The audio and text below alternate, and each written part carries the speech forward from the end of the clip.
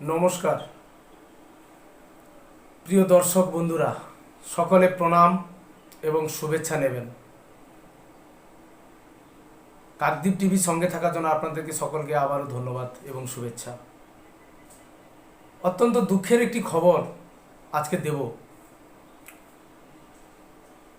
আজ গভীর রাতে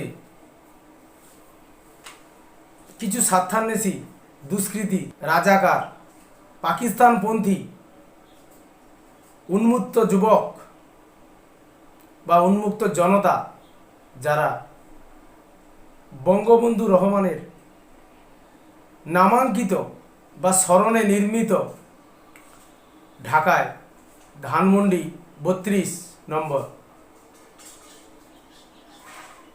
শেখ বঙ্গবন্ধু মুজিবুর রহমানের স্মারক বাড়িটি ভেঙে ফেলে, বুলডোজার নিয়ে গিয়ে আগুন ধরিয়ে দেয়। এরা কারা?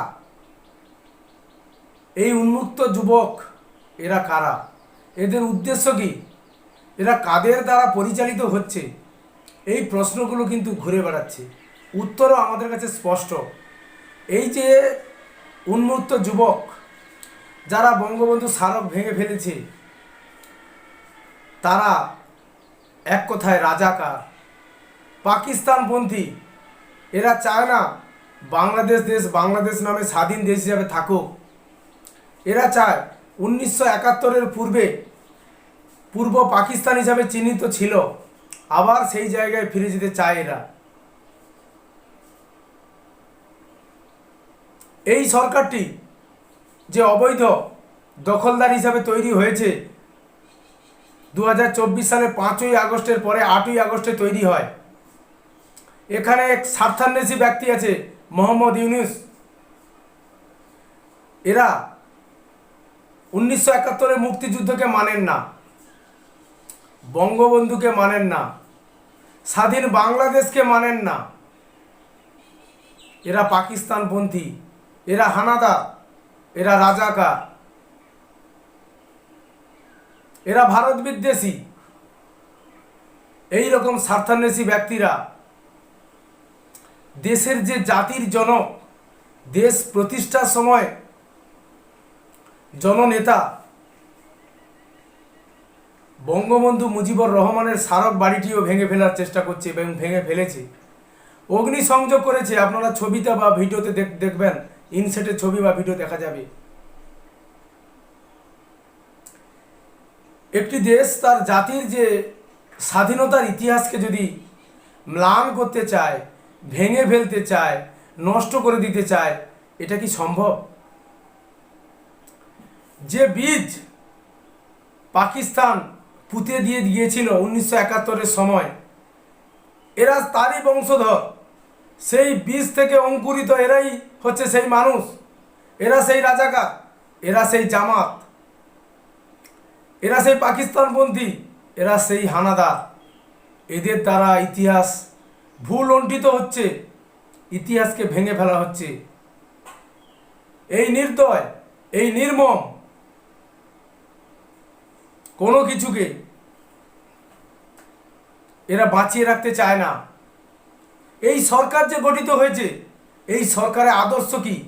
এই সরকারের প্রায়োরিটি কি? কোনটা অগ্রাধিকার? মুক্তিযুদ্ধকে এরা মানে না। মুক্তিযুদ্ধকে স্মরণ করতে চায়? উত্তর না।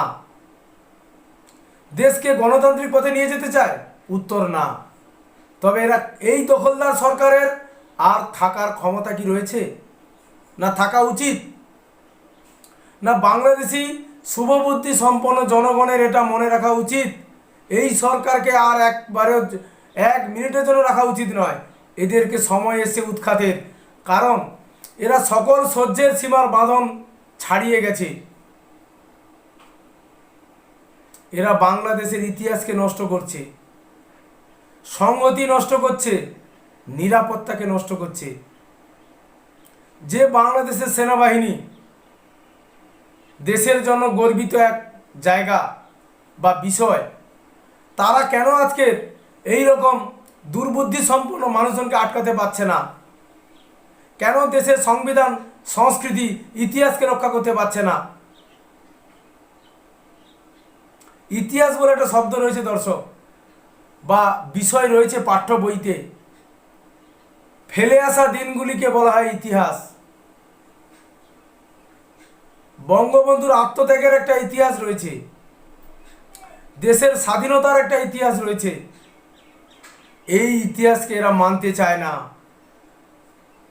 এরা বলে, কোথায় বলে ফ্যাসিবাদ, কিন্তু গত 8ই আগস্টের পর থেকে এখনো পর্যন্ত বাংলাদেশে যা চলছে, এটা কি ফ্যাসিবাদ নয়? এটা কি এখন একতন্ত্র নয়? ইউনিস সাহেবের একনতন্ত্র নয়? ইউনিস সাহেব দেশবাসীর সঙ্গে বিশ্বাসঘাতকতা করেছে, আর তথাকথিত এই দখলদার সরকার দেশের জনগণের সঙ্গে বিশ্বাসঘাতকতা করেছে। তাই এদের সমূলে উৎপাটনের সময় এসছে বাংলাদেশবাসীর কাছে, যে আমরা ভারতীয় হতে পারি, কিন্তু প্রতিবেশী দেশের জননায়ক, স্বাধীনতা সংগ্রামী, জাতির জনকের প্রতি আমাদেরও একটা শ্রদ্ধা এবং ভক্তি এবং মমত্ববোধ রয়েছে।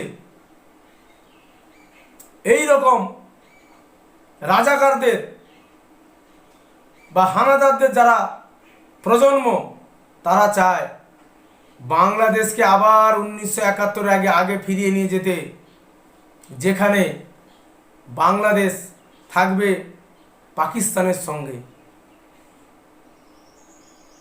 এই যে চক্রান্ত, এই যে ষড়যন্ত্র, এটা কি বাংলাদেশের বাসী মেনে নেওয়া উচিত? আপনাদেরকে ঐক্যবদ্ধ হতে হবে। ঐক্যবদ্ধ হলে এই রকম দুর্বৃত্ত ব্যক্তিরা যারা কাজ ঘটাচ্ছে তাদেরকে চিনে রাখুন। ইতিহাস এদের ক্ষমা করবে না, পালিয়ে যাওয়ার রাস্তাটুকুও পাবে না। এরাই নাকি দেখাচ্ছে জাতিকে সুন্দর জায়গায় নিয়ে যাবে, ভবিষ্যৎ উজ্জ্বল করবে, অর্থনৈতিকভাবে শ্রীবৃদ্ধি করবে। এরা সফল হবে না, এদের ষড়যন্ত্র সফল হবে না।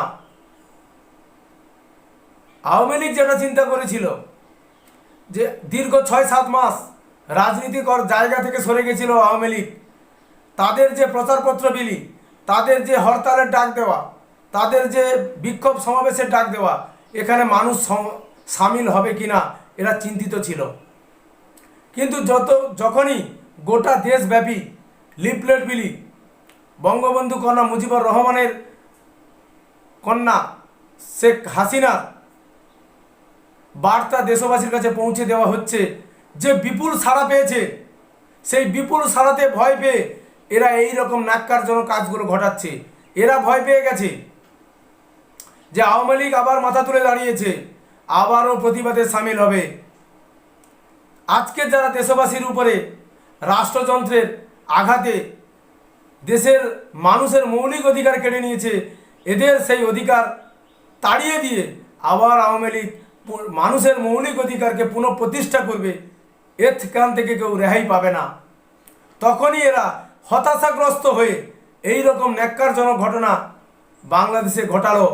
বঙ্গবন্ধুর নামাঙ্কিত ধানমন্ডি 32 মিউজিয়ামটিকে তারা অগ্নিসংযোগ করেছে, ভেঙে ফেলেছে। তাই এদের কুচক্রি, এদের ষড়যন্ত্র আগামী দিনে দেশবাসী বিফল করবেন। এদেরকে কোনোভাবেই ছাড় দেওয়া উচিত নয়।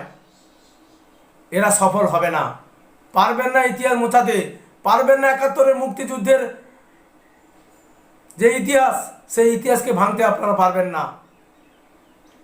এটাই আগামী দিনের বার্তা দিয়ে আজকের প্রতিবেদন এখানে শেষ করছি। সকলে ভালো থাকবেন। জয় হিন্দ, বন্দে মাতরম।